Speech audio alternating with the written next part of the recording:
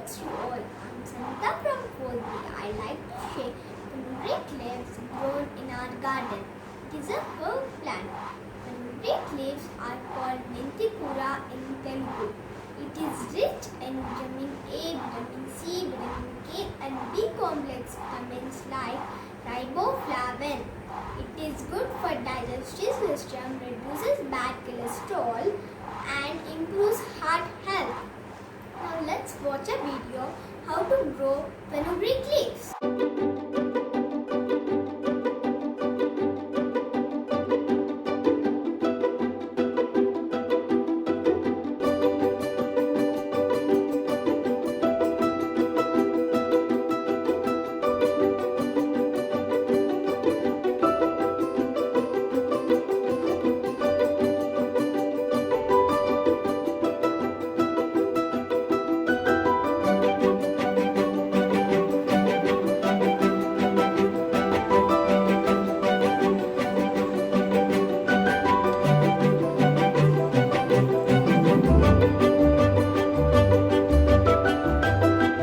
Scissors two hands సరిగ్గా పట్టుకున్నానా?